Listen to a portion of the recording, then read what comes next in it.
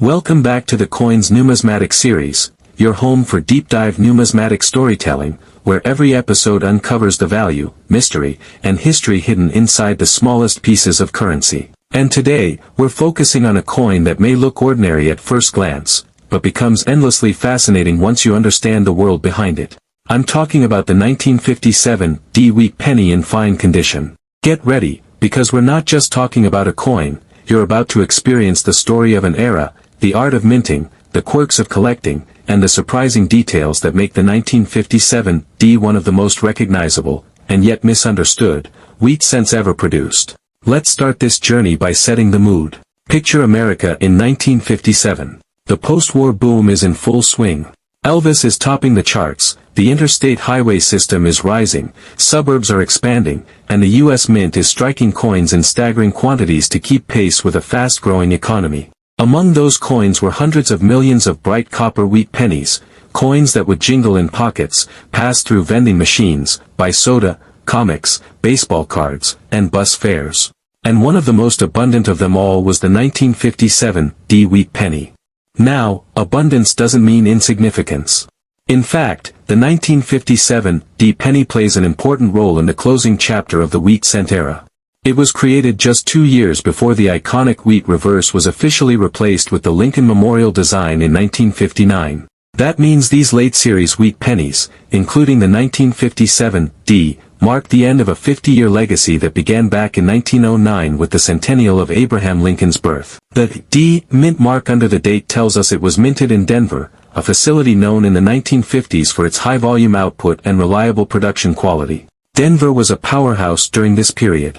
The 1957 D issue alone produced over 1 billion pieces, one of the highest mintages in the entire wheat penny series. This huge mintage helps explain why the coin is so commonly found in circulation even decades later. But here's the twist. While common in general, each individual 1957 D penny still carries a personal history stamped into its copper surface.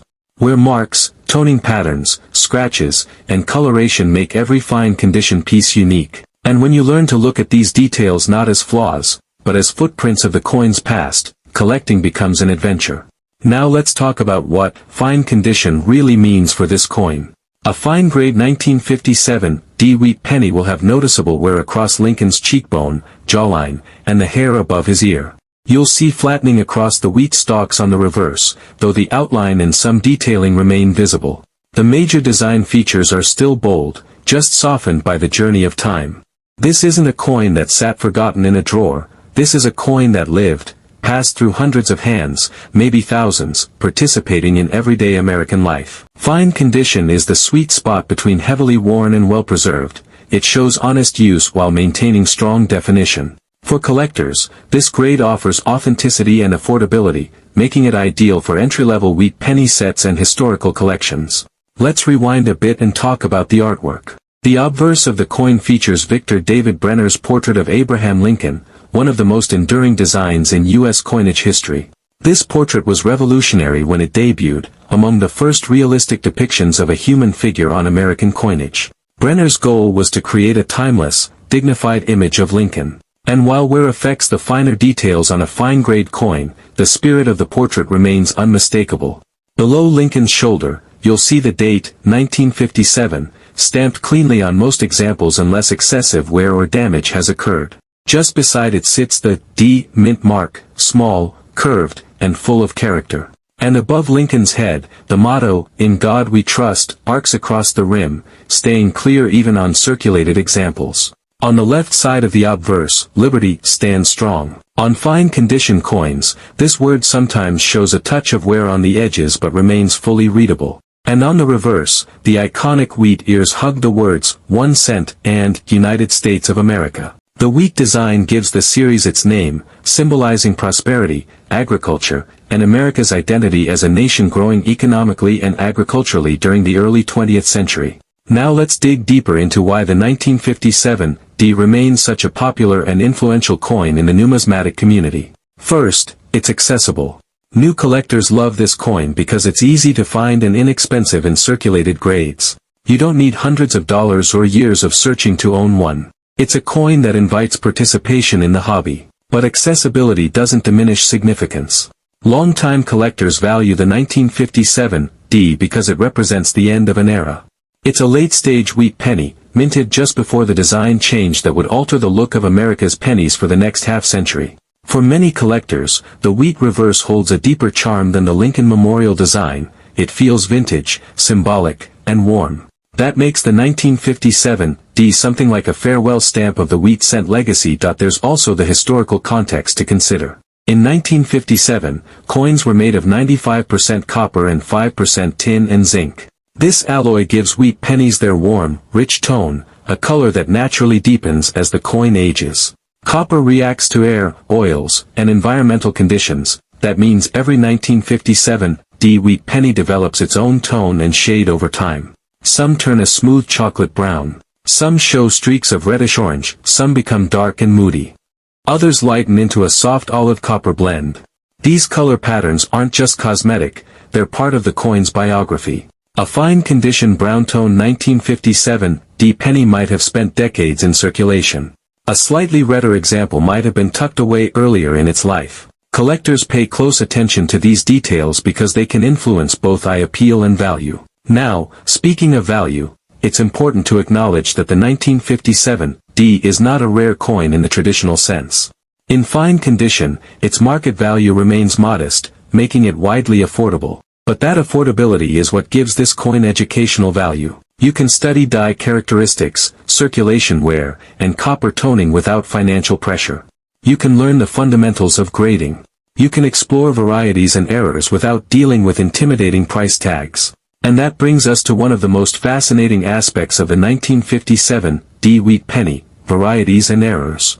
Even though Denver had strong production quality in the 1950s, errors still happened. Some of the known varieties include die chips around Lincoln's bow tie or beard, die cracks across the obverse or reverse, filled mint marks, where a damaged die leaves a distorted or clogged D, minor double die obverse or reverse examples. BIE die breaks, where a vertical crack between the B and E in Liberty forms the appearance of the letter I. While these errors don't appear on every coin, and not all are valuable, they add an element of treasure hunting to every 1957 D penny search. Even fine condition examples with interesting die errors can catch collector interest.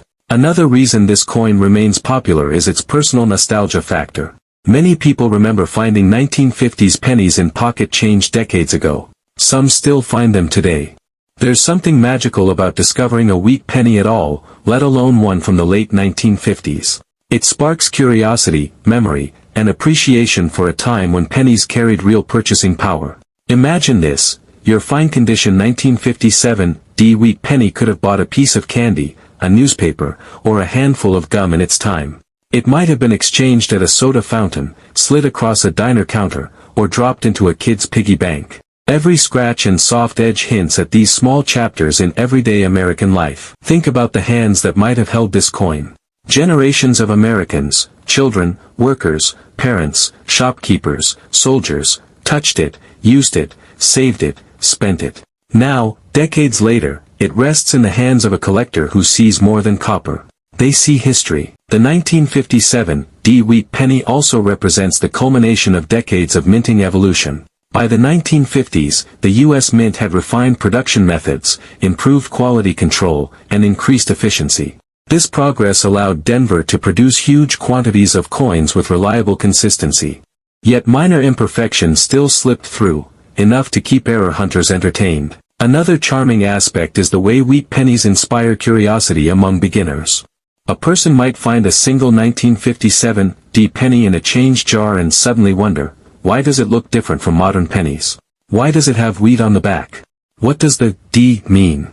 And just like that, one coin turns someone into a collector. This coin also teaches an important collecting lesson: value isn't always monetary. Sometimes value comes from history, design, nostalgia, or the joy of discovery. A fine condition 1957 D wheat penny might not be worth a fortune, but it can be priceless to the person who finds it or adds it to their collection. Let's talk about grading again for a moment, because understanding fine condition is crucial to appreciating circulated wheat pennies.